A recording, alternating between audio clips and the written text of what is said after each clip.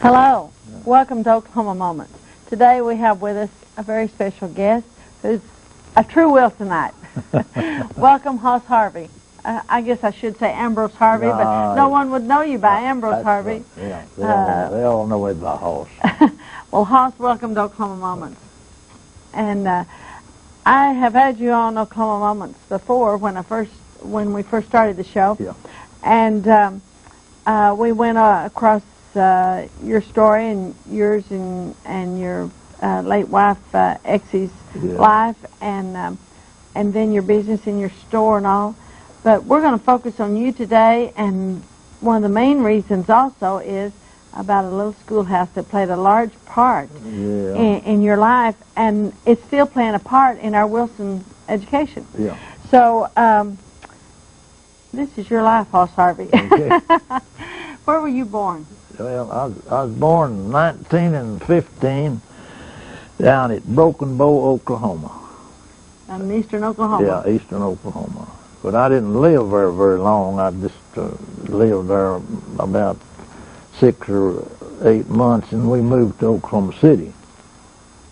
And we stayed up there, and then we moved down to Post Oak in 1919.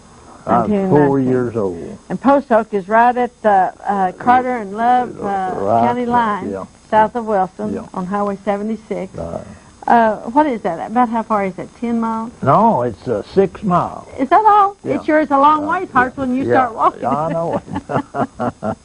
Yeah, I've walked it a lot of times. Well, I know us kids followed along behind Mom whenever that was, the road south was nothing but a sandy trail. Oh, I know it. Had just a low water crossing down at Demijohn. You remember the quicksand there? No one remembers it, but I do because we had to cross it. Yeah. They just had a concrete slab there, a low water crossing. And I guess the reason I remember the quicksand is us kids probably played in it. But I remember the quicksand. Yeah, it'd wash up there on that slab, and had to clean it off, and, and so people could get across. Oh, when it's high water, you couldn't get in. Well, no, you couldn't. You couldn't get in and out there. And that was the best road there was. That's the only road there was that way. Yeah. They didn't have a road down every section line, did they? No, they didn't. They didn't have those roads on the section line. Okay, and with Post Oak, was that named for the Indian names, or like there's Blackjack just this side, and then Post Oak after the trees in this area? I guess I don't know exactly. But see, there was Post Oak and Blackjack and Board Tree. Mm-hmm. There was 3 different trees there. I don't know. I never did understand why my dad, he could have told me, but he might have told me, but I forgot. And he knew who the first teacher was. He told me, but I forgot her name. Well, you said your grandfather had a store. Yeah, he had Post Oak. And now, what was his name? Grandpa Bradley. He was from Oklahoma City. Was that in kin to Bill Bradley or no, from Waurika? No, he wasn't in kin to them. That was my mother's mother and dad. And he ran a store at Post Oak. At Post Oak. Post Oak, yeah. I don't know how long, 2 or 3, about 2 years, I think, something like that. But your mother and daddy stayed the rest of their lives at Post Oak? Well, yeah, but see, my mother died. They moved to town up here. She died up here at Wilson. She died in 65, I believe. No, not 65. Did she live with y'all? No. She didn't? She died in 54. She was 65 years old. Where did she live whenever? You know where the banker lived there, Powell? Mm-hmm. Right north of them, the first house north of them. Really? Yeah. Well, the reason I was asking is because I used to go with Mom. Yeah. When Mom would clean yours and Exie's home. Yeah. When y'all lived Bud Young lives there now, but about 3 or 4 blocks to the north. Yeah. Of where your mother. Yeah. I'd go with Mom, and that's the reason I was asking you is because I thought I might have helped Mom clean your mom's house. Well, no, I don't think so. No, because I don't remember that house. The only house I remember is where this house on the corner. Where y'all lived. That was my wife's mother and dad lived there on the corner. Oh, really? Yeah, we lived next door, north of it. Okay. Yeah. Maybe that's because I was tying some more into it because Mom used to go and help a lot, and then finally she went to work and cleaning house, so I went along to help. Oh, yeah, I know. Put me to dusting. Yeah. Ex's teaching, and I was running the store, and she got your mother to clean the house for her, and you come with her and help her. Okay, then back to blackjack. Then how many was there in your family? How many kids? Well, let's see. They was call them off. Let's see. They was 5 or 6. They was, let's see, Lorraine and Rowan Marie was born after we moved down to Post Oak. There was 3. There was 6 of us. Really? Yeah. And now, are all of them still living? Well, all of them but my oldest sister, Carrie. She passed away. That's right, Carrie Easterwood. Yeah. Yes, I'd forgotten. Yeah, she passed away about 7 years ago. Yes, I remember Carrie. She married to Easterwood. Yeah. Now, when you said Carrie, because Carl's daddy, Carl's mother's brother married to Easterwood. Yeah. That long time ago, everybody was kind of mixed in. I know. You didn't leave the valley or the hilltop to find someone to marry. You married right in your group. Yeah, that's right. Well, and you started school at Post Oak. Yeah, Post Oak. Do you remember some of the kids that went to school with you? Well, yeah, let me see. Carl, he was a whole lot younger than me. Did he have a brother named Clyde? Yes.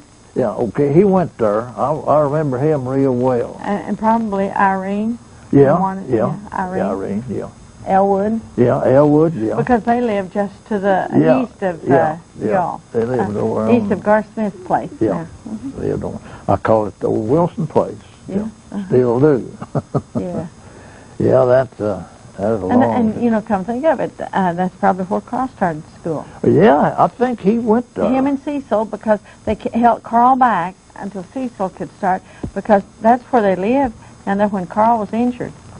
Is that right? He was 18 months old, and you know how they'll throw a baby up? Yeah. They dropped him and landed on his hip and his knee, and I'll be knocked his hip out of socket and broke his kneecap, and there wasn't any blood, so back, 77 years ago, they didn't take him to the hospitals, No. Or doctors, and so then when it grew back, that's how it grew. But I'd forgotten about that, Hoss. Yeah. Well, I knew Carl. He was, quite a bit younger than me. Of course, I finished there, and he's 8 years younger than you. But they kept him back, so. Yeah, and that's the reason that I didn't. Well, I remembered him, being crippled. But, and they'd ride a horse because Carl was crippled. Yeah. The kids didn't walk. Cecil rode the horse, and Carl on with him.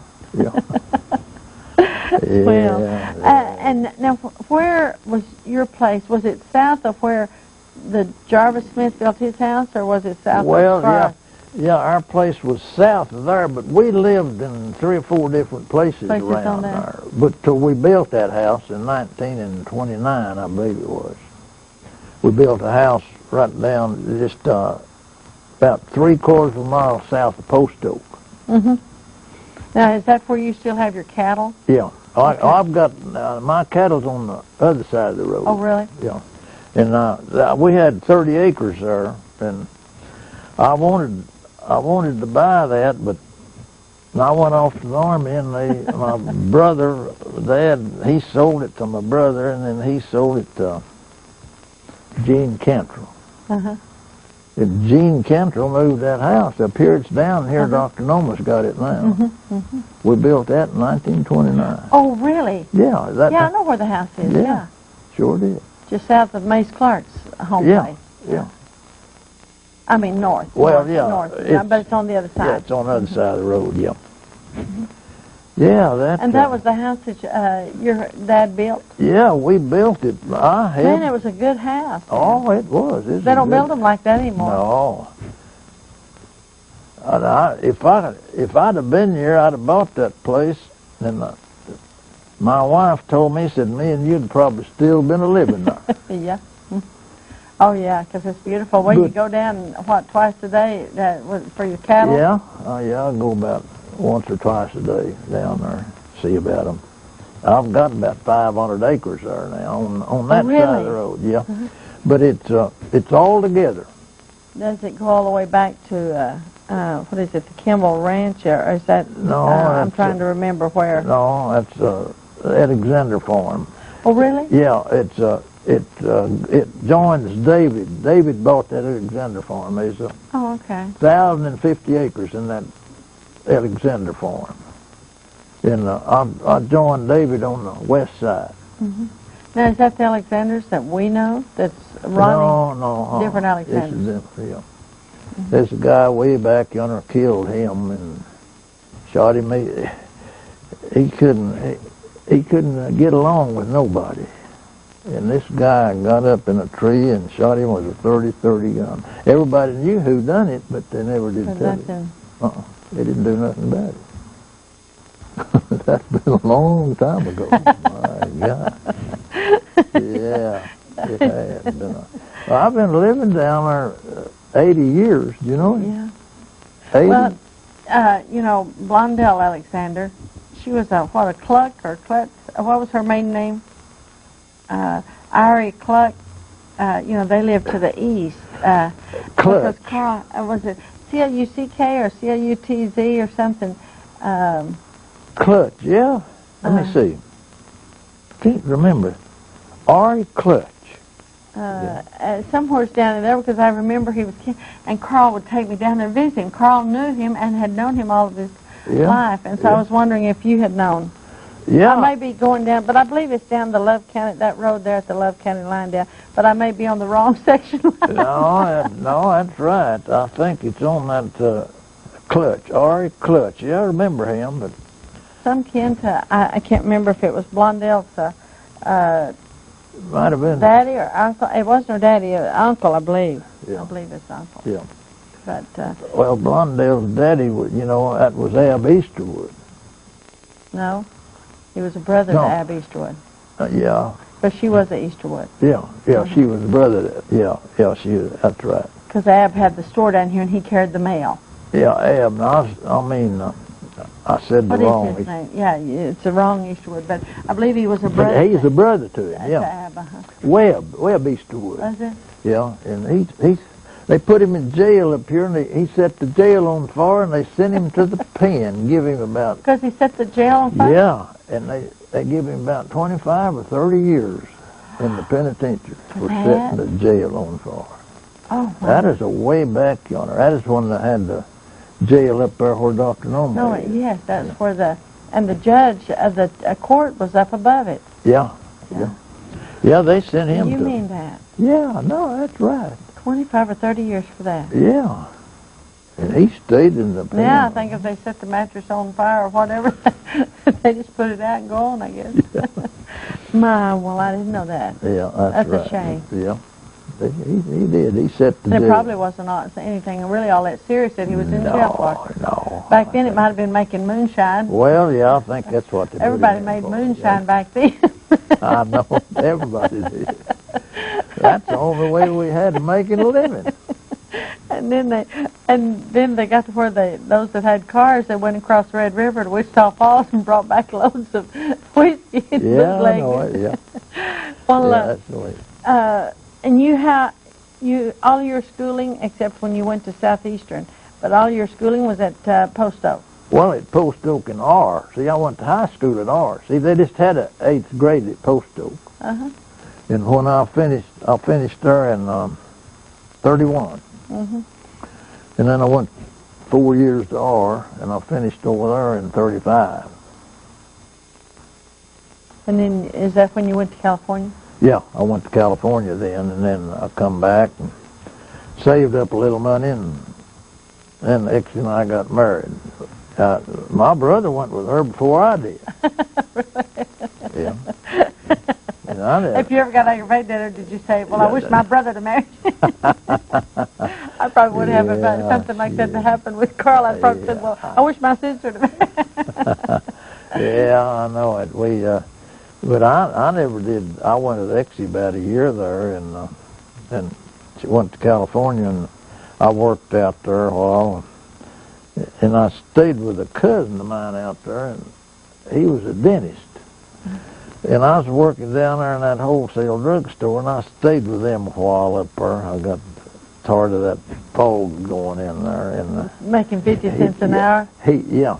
And I'd get letters from Exie, and he'd hide them from me. and then after a while, he'd say, well, I said, you got a letter from your girlfriend, about 2 or 3 hours after that. And then he'd give it to me. It didn't make me so mad. Because you were waiting to get that letter. Oh, yeah. I wrote her every time I got a letter, I'd write her one. I said, I'm coming back pretty soon. Well, then you were talking about working for your granddad at the store down here at Post Office. Well, and what was it? How'd you get those teeth? You were saying dentist. Remind me, what was that story you told me about your teeth? He had a little air compressor there, and he wanted me to crank it to put some air in it. It had run out of air.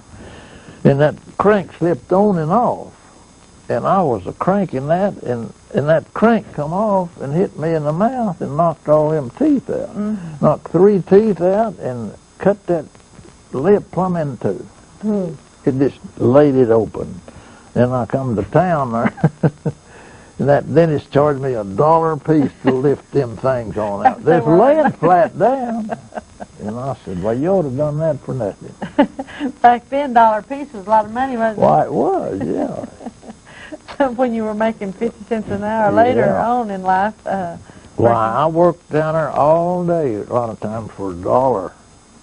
I was glad to get it, because, there wasn't no money there.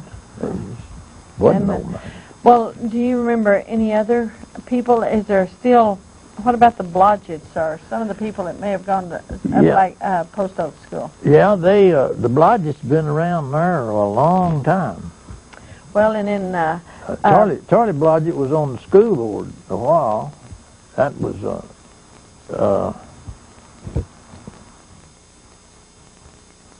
Charles's daddy. Yeah. Mm-hmm. And Jim. Yeah. Okay. What about... and John Lester. Uh-huh. Yeah. What about Beck?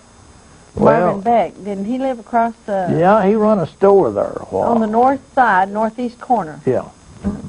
I remember that. Yeah, he run a store there a while. I don't know...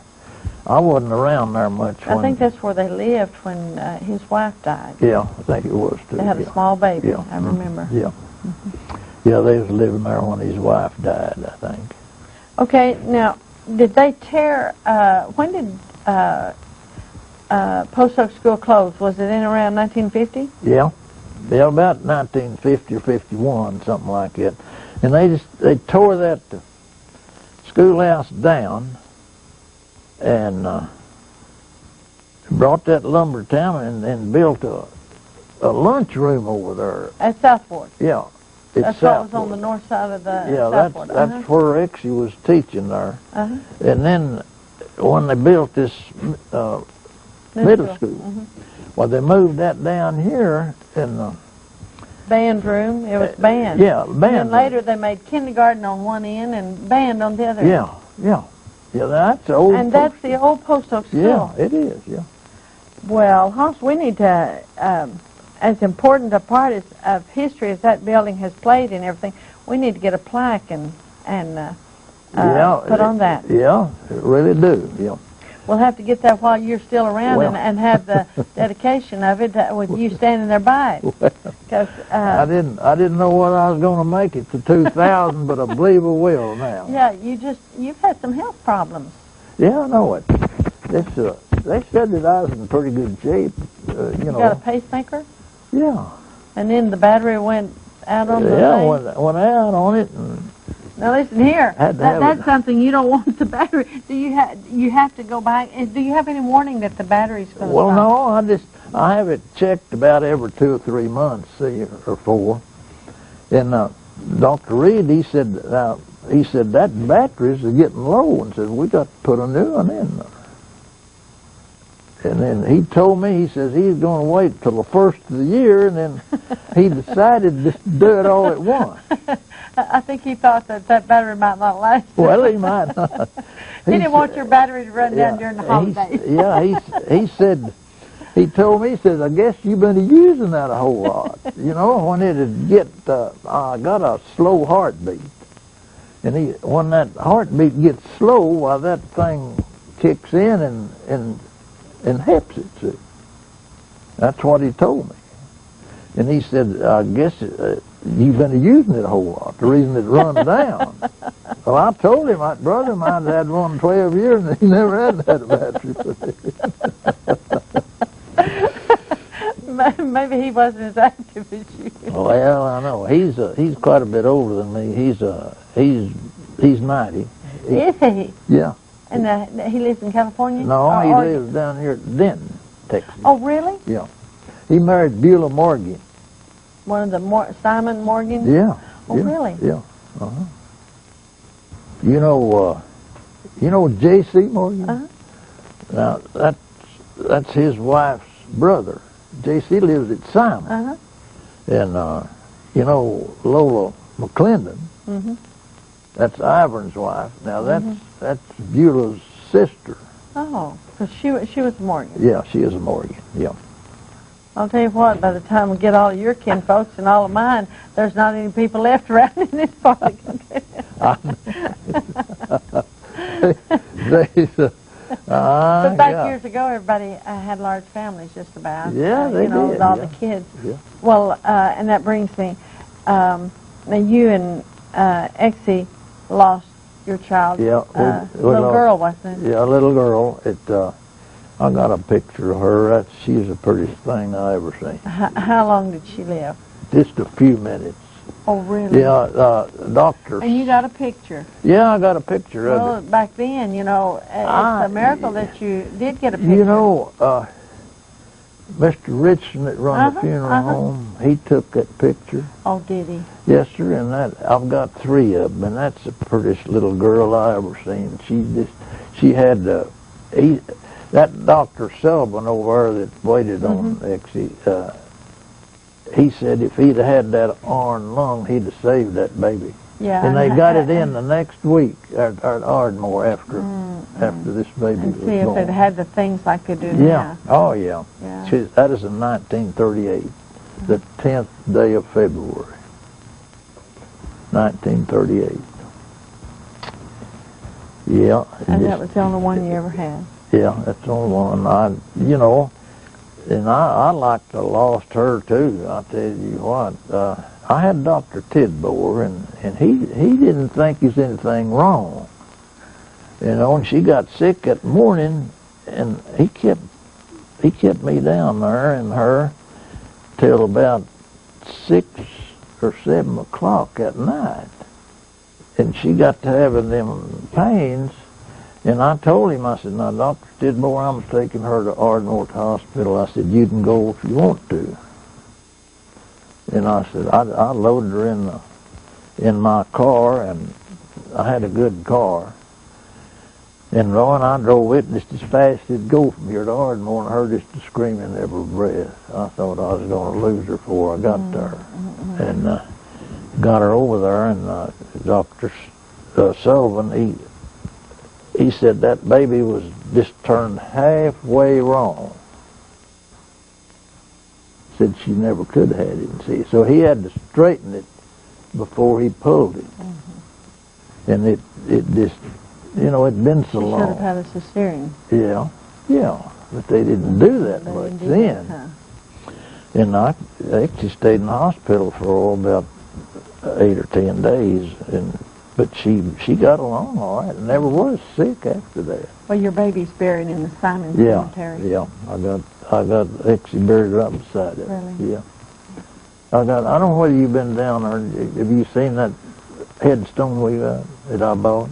You know, whenever I go, I strictly go to Mom and Dad's just about, and then I'm usually crying when I leave there and don't pay attention, but I'll have to notice next time I go down. I got a pretty headstone for me and her both. I got mine and her name on it, and got her that she was 43 years she taught in the... Oh, great. Yeah, I got it right on the front. Well, and you know, the Hull, they have one similar like for Mr. Hull. And I think that's nice because, you know, I mean, it's there. And you know, it's etched in stone. Yeah, this guy, I had a picture of my store, and he put it on the back of my headstone. Oh, great. Yeah, he put that picture. I'll have to stop and watch and look at it. And I got my name and everything when I was born and everything, all I like, you know, just putting on when I pass away. And I've done got my funeral paid for. And you know, I think that's wise thinking. I know after I had my bout with cancer, and I thought, well, you know, you don't know what the future holds. And so I just went ahead and we bought, I think, 5 lots and got the vault paid for and you know, had burial policy and went ahead and bought the tombstone. And of course, we still had kids, you know, at home, and so I just got a little small, simple one with our name, but anyhow, the stone was there. And then, after Carl had his stroke, I wrote everything out and got it fixed, and I have a file fixed, but then some of it's on file with the funeral home. Because when things happen, well, in your situation, you don't have any. No one.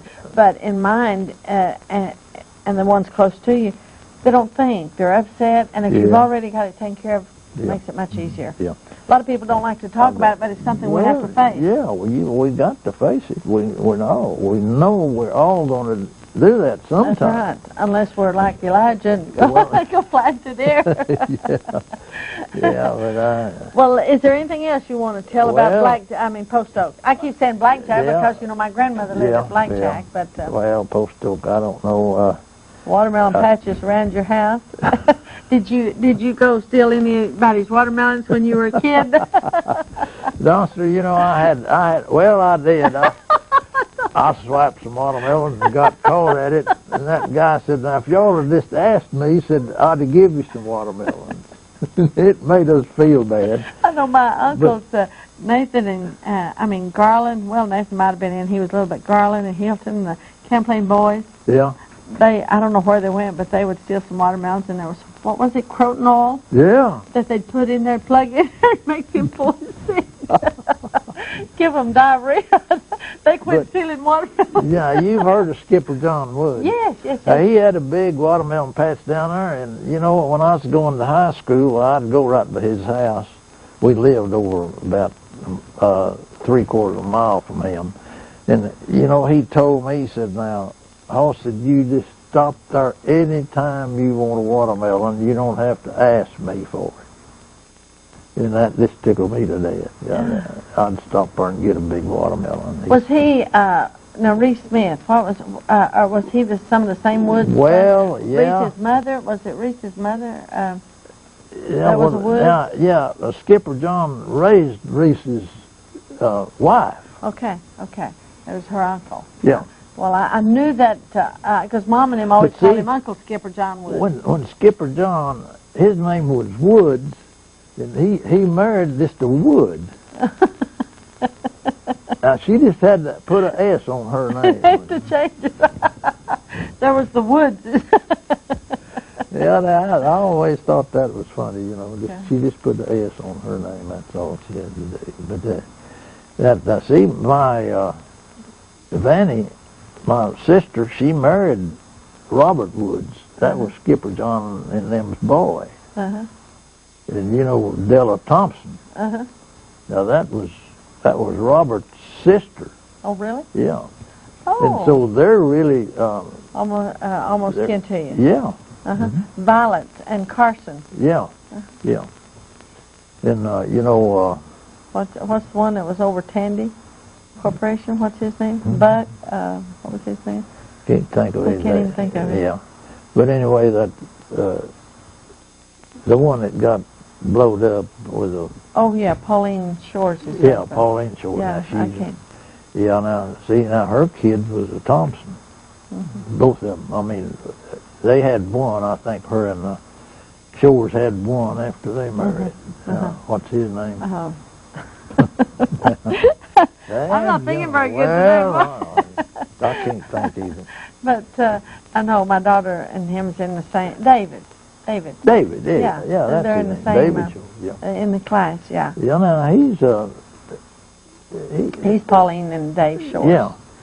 Now and then the other, Mikey Thompson and Travis. Travis Thompson was Pauline. Yeah, Travis. He's the one that got blew up with a welding truck or something. Out here at the bow. Yeah. Well, Hoss, you know, it's great having you on this show. Well, I enjoyed it. I wished I could think of some more things to tell you. Well, we'll have to do this again. Well, okay. We'll have to do this again. And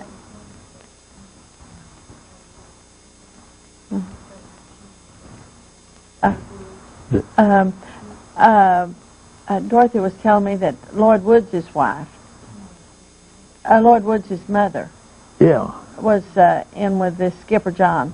Is that some of the same? Yeah. That's some of the same bunch. Yeah. Everybody. Yeah, there's all kin. My gosh, I don't know. You know, I can't think of what how they was kin, but they well, and you know, here's the way. Like, if this family over here had a wagon or buggy or car or whatever, and the brothers and sisters, they went over to this house over here, and the brothers and sisters, and so they just mashed up and then ended up marrying, you know. And so that's how. And you had what do you call it? Their kids would be double cousins. Yeah. You saw that a lot. Oh yeah. And, 'cause that's with my oldest brother, my half brother, that was sheriff at Wichita Falls. He and my cousin, they went to see two sisters and ended up marrying, and so. Well, now your mother was a twin, wasn't she? No, my mother had my mother's mother had 4 sets of twins. Oh, yeah, that's there right. There were 4 sets of twins. Yeah. And out of 15 children, only one, Garland Powell, was the only one that had twins. Is that right? Well, I mean, Amazing. My daughter said that my grandmother should go in the Guinness Book of Records because she had all types of twins. A girl, 2 girls and 2 boys, and a girl and a boy. Yeah. And they had, you know, an identical. Well, I guess we're going to have to shut this off and do another time with you. Yeah. Okay. And I really enjoyed talking to you and telling you all that. Yes, and I'm proud to know about the which is now our library, but it was kindergarten and the band room and all that has been such a part of history. We're going to have to preserve that and put a plaque on it. Yeah, we will. Okay. Well, thanks for joining me on Oklahoma Moments. Thanks for joining us. Hello. Welcome to Oklahoma Moments. Today we have with us a gentleman whom everybody knows in this area as Hoss Harvey, but actually his name is Ambrose Harvey. Welcome to Oklahoma Moments, Hoss. I'm going to call you Hoss. All right, that's all right. Hoss, I want you to tell our viewers all about your life. I'm honoring you. This is your life, Hoss. Okay. And I want you to start with your grandparents' name, your parents, how they even met, if you know. Just tell me all about your family, your brothers and sisters. Yeah, well, my dad was L.L. Harvey, and he had his folks. His mother died when he was a baby, and his daddy married again. But he left home when he was 6 years old. He couldn't get along with them, and he went and lived with his uncle. What was his uncle's name? Yeah, and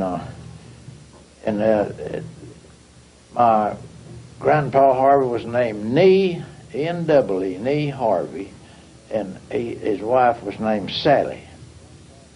And he left home when he was 6 and lived with his uncle and with his aunt, and they raised him up and they lived. He was born in Conroe, Texas. Oh, really?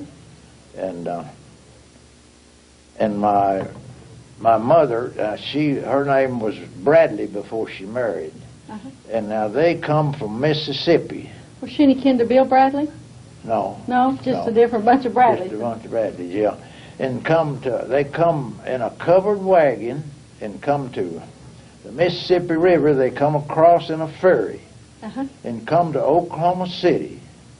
And my grandpa Bradley put a grocery store in Oklahoma City. Oh, really? And he run a grocery store there a long time. So running a grocery store runs in the family. I guess it does, yeah. Yeah, I run one a long time too. Well, how did your mom and dad get to this part? Well, my grandpa and them, after they had this grocery store, they moved to Oil Springs. That's east of Marietta. And that's where my dad and my mother met. Now, my mother, when they married, she was 15. And my dad was about 3 years older than her. And, the girls married younger then because they were hard work, farm work, and they matured, had all this responsibility. Yeah. And then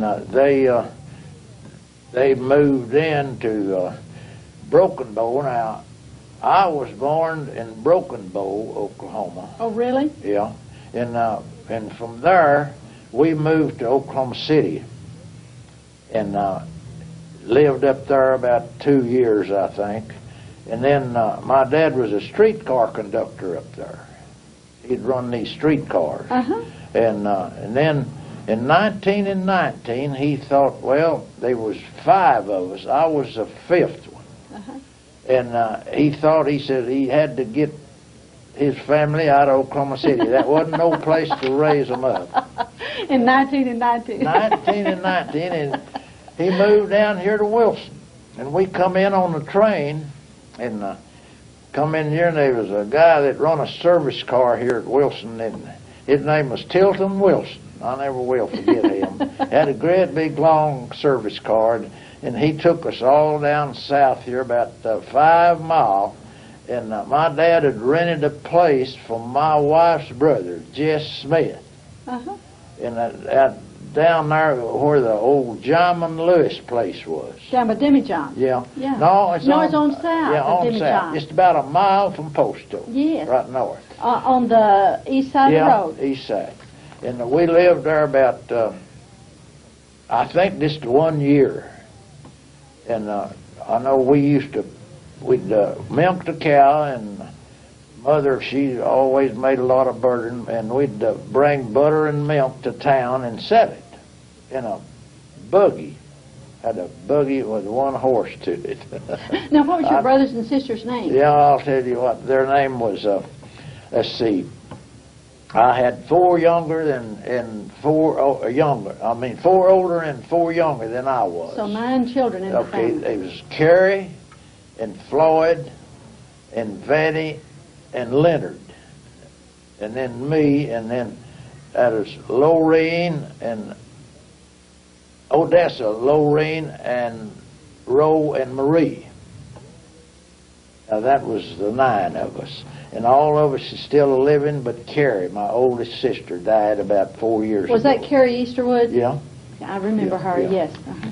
And that was my oldest sister, and then and we moved around down there. We farmed and we made our living, planted a big garden, and we didn't have to come to town maybe once a month or maybe every 2 months. And we just raised cotton, and peanuts, and feed and stuff. And in 1925, why, my dad made 50 bales of cotton that year. We was working on 3rd and 4th for my wife's brother, Jess Smith. And he bought a brand new Model T car. And we went to Oklahoma City in that Model T and got up there, and I've got a picture up there that's took in 1925, and all of Grandpa Bradley's children were there, and all the in-laws and everything was there. I got a picture of that down there. You should have brought that. We would have loved to have shown that. Yes. I should have brought it. Yes, that would have been neat. Anyway, why that Do you remember the little log house on John and Lewis's land? Yeah, yeah. Do you remember my family living in that when I was a tiny baby? No, I don't remember that. And it had a dirt floor. Yeah. It was up in the corner. Yes, we lived in that before we remember lived now, see, we lived down below that. You did? Yeah.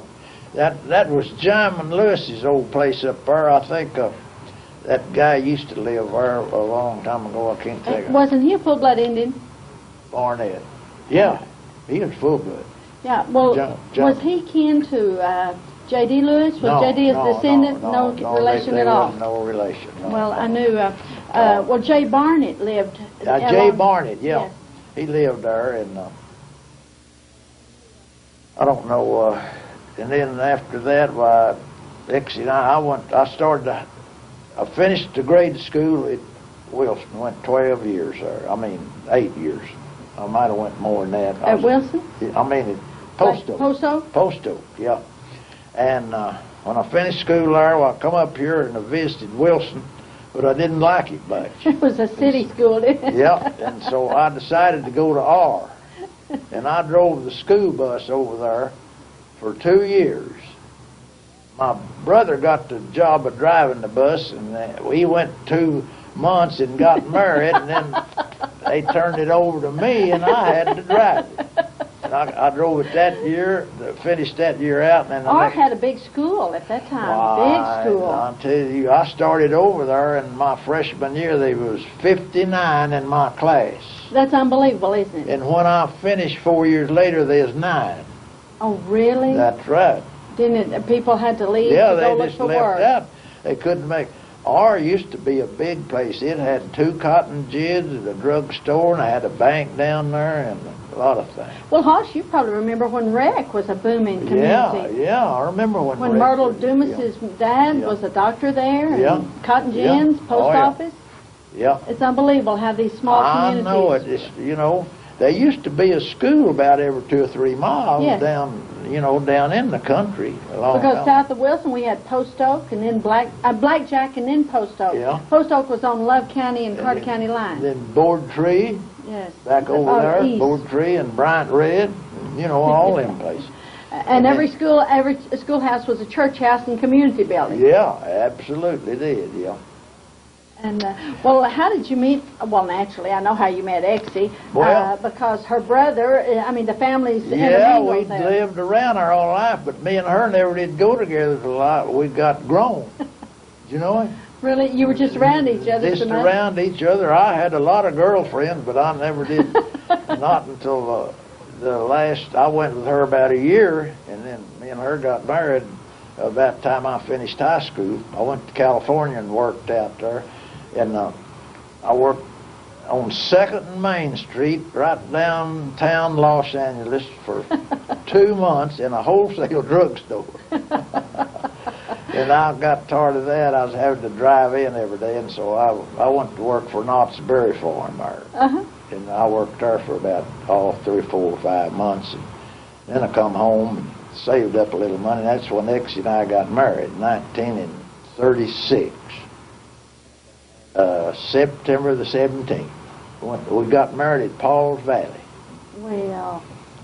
And then she is a teaching there at Post Oak, and then we moved in that teacherage, and then here come the war along, and they drafted me in the Army, and I didn't particularly want to go, but I was glad I did, you know, and I stayed. I went overseas. I took 2.5 months training, and they sent me overseas.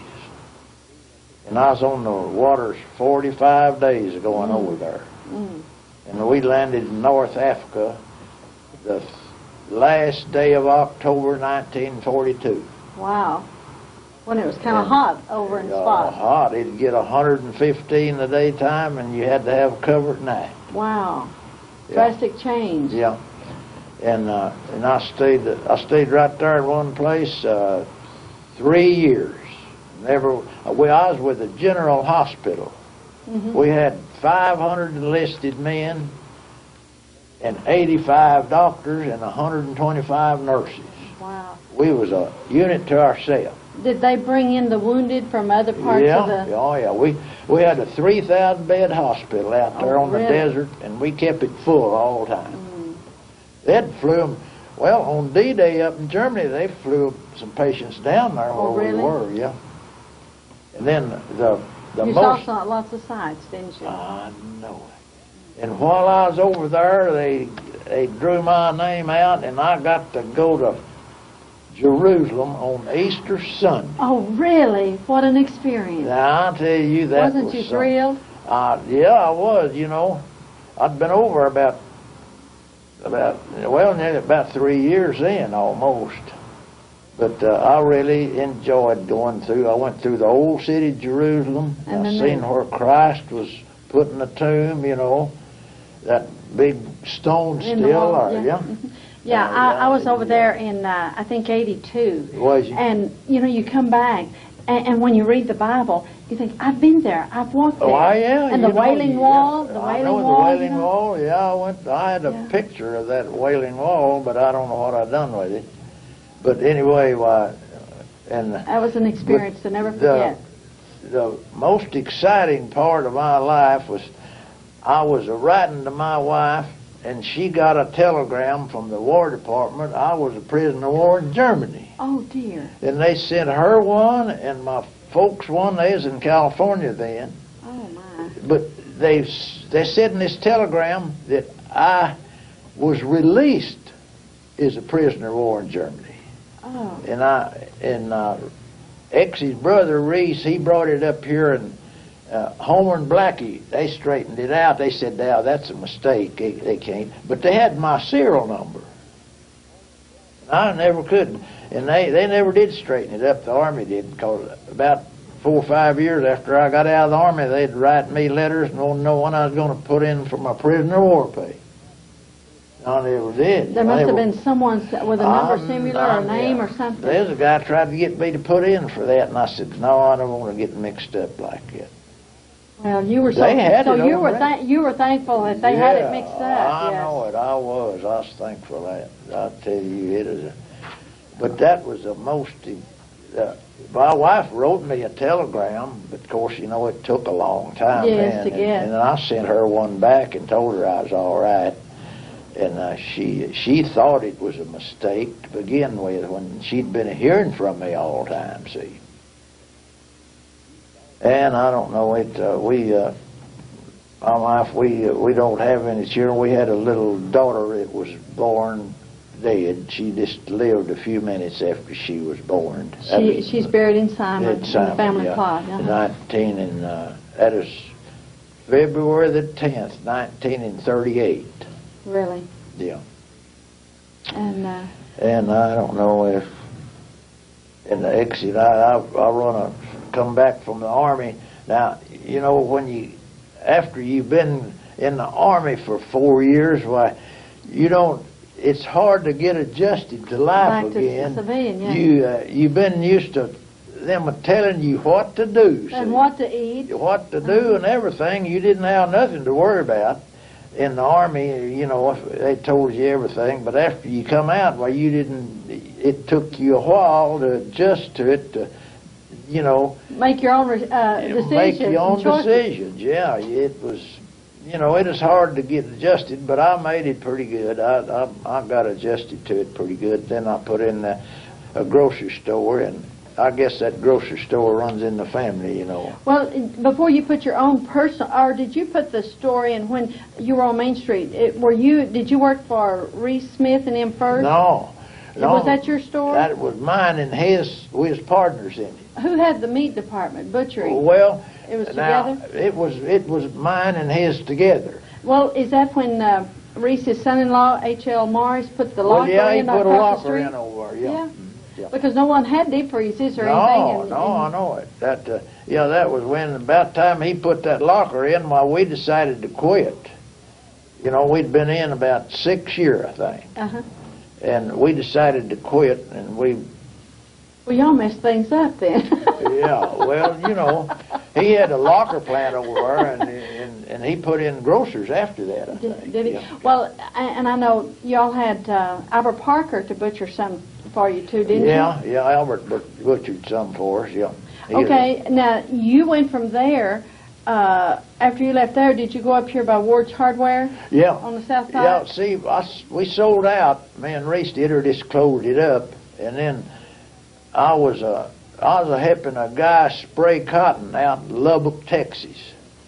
And I come in and went up there to buy a bill of groceries from Dale Gaither. Yeah, I'd forgotten about Dale having that. And Dale got talking to me, and I told him, I said, I don't want another store. and me and him got to talking. He says, I'll sell this so cheap to you, you think I'll give it to you. And me and him made a trade, and I invoiced that night and opened it up the next day. No one even knew Dale had sold out. No, it didn't. And that's why you did business back then, right? Yeah, and Ari Ward, and he was in partners with me. I just took him in with me there because the building belonged to him, see. Was that Bo's dad? Yeah. And he stayed in, we stayed in partners there about a year, and he passed away, see. And then I bought his part out from Ms. Ward. I paid her for his half of it. And then, but I didn't buy the building or that. And then, then Bo built the hardware, and then I moved over in the south part of his deal. And I was up there 16 years in all. I remember that. And in all, I was in the grocery business 45 years here in Wilson. Well, I remember some of your employees were, I know Nadine Good worked for you. Nadine worked for me. And June Stewart works for you. Yeah, June worked for me. And who were some of your other employees? Well, Ronald Rinsman worked for me, and Richard Farrell, and Virginia McLean. Oh, yes, for years. She worked for me a long time. Before she went to nursing school. Yeah, oh yeah. That is when I had that little store. She worked for me. And then, let's see, somebody else.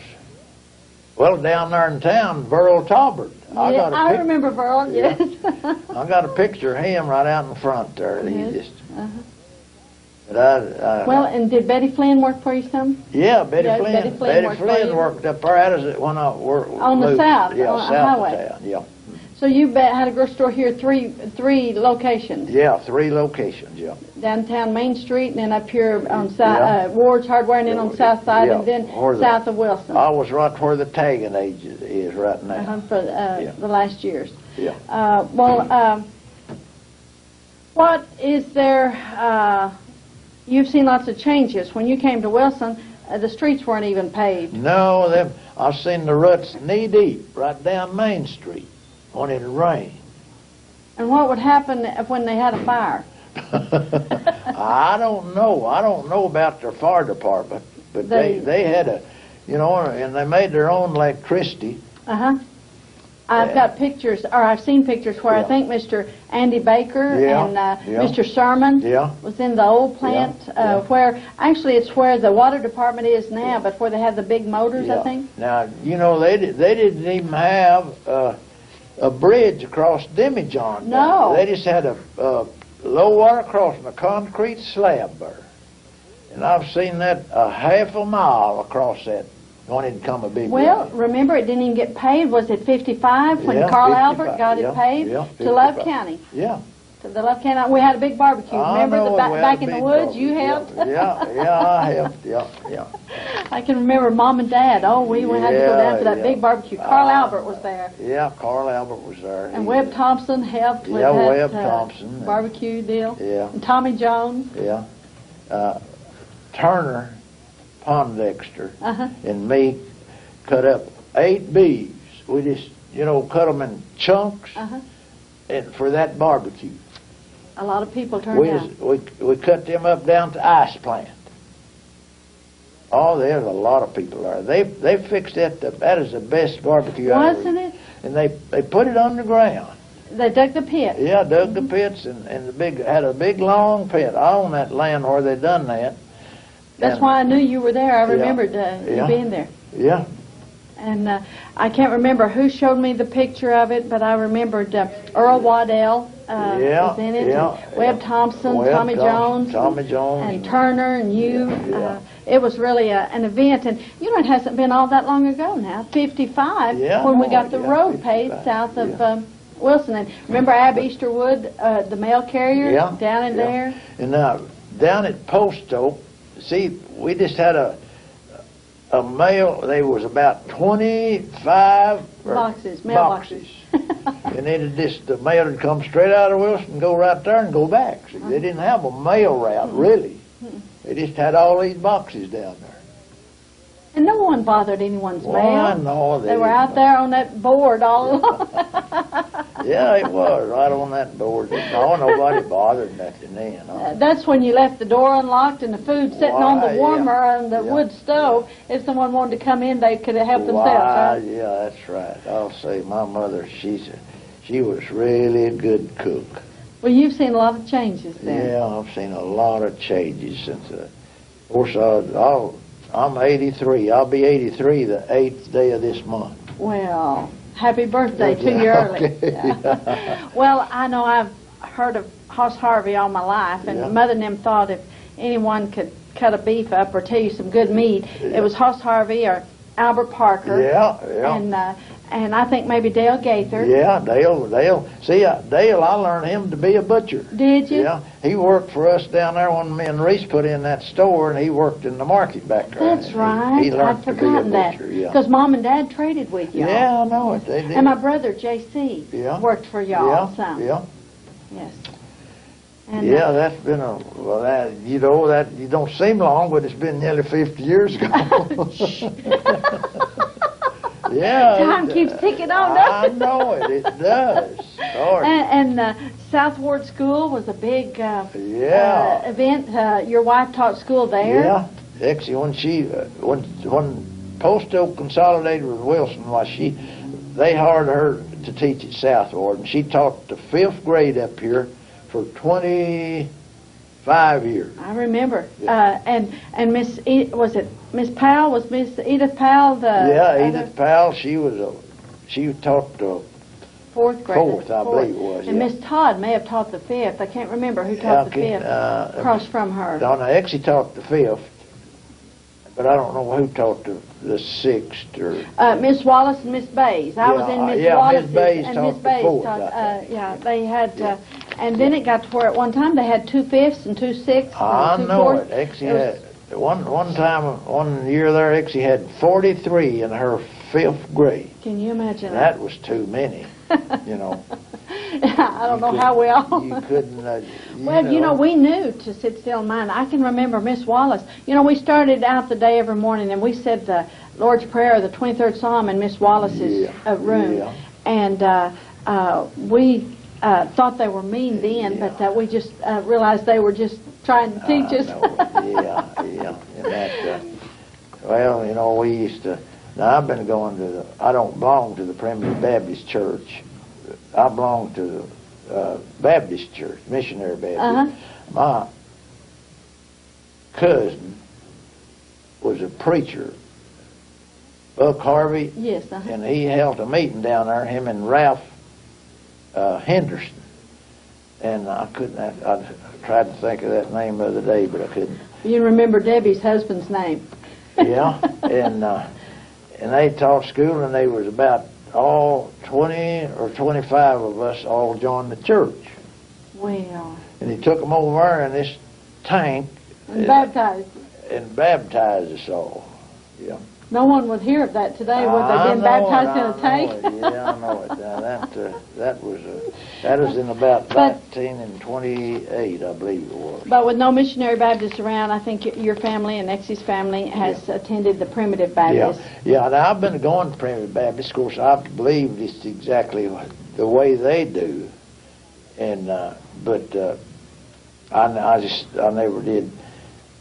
You just didn't change your membership. No. I never did change my membership. Well, at this late in life, I don't think there's any need to. No. We know you're a Christian, and it's what's in here. That's right. That's right. That's what's in your heart. That's what counts. Well, you and Exie have been quite an asset to our community and the surrounding area, and people have loved you both and respected you both.